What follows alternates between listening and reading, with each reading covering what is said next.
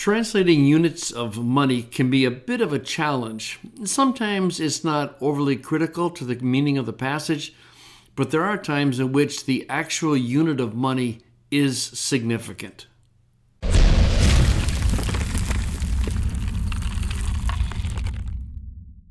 In Matthew 17:24, we have one of those passages where the amount of money is significant. But let's read through it. Starts with a genitive absolute.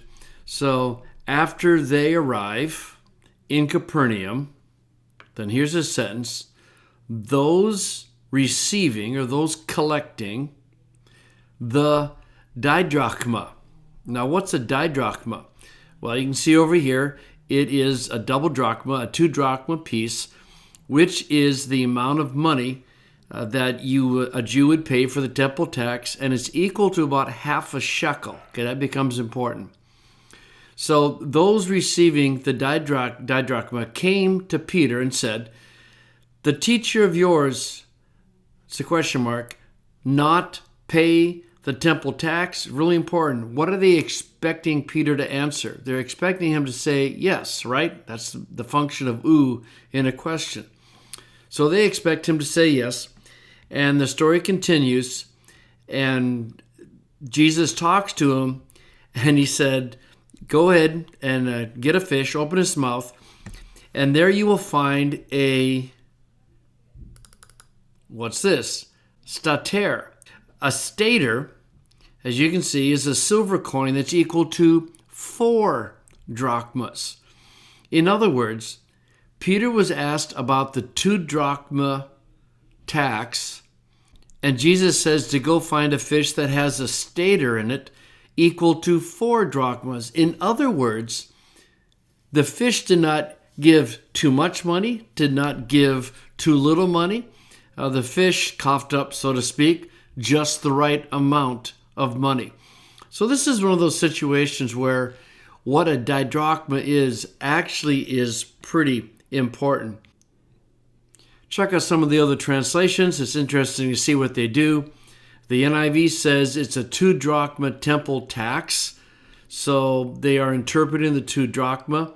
And then down here they call it a 4 drachma coin. Okay, that's fine.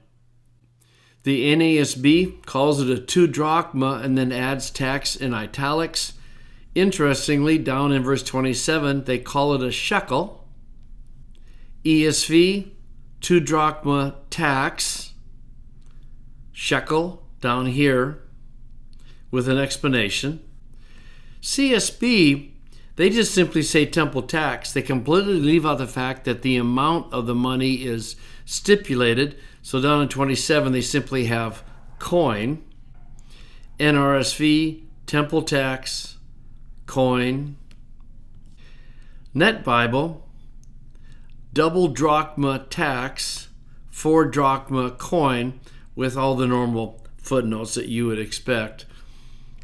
And the NLT, again, really as you would expect it, are going to interpret it, pay the temple tax, and large silver coin with a specification is what it is.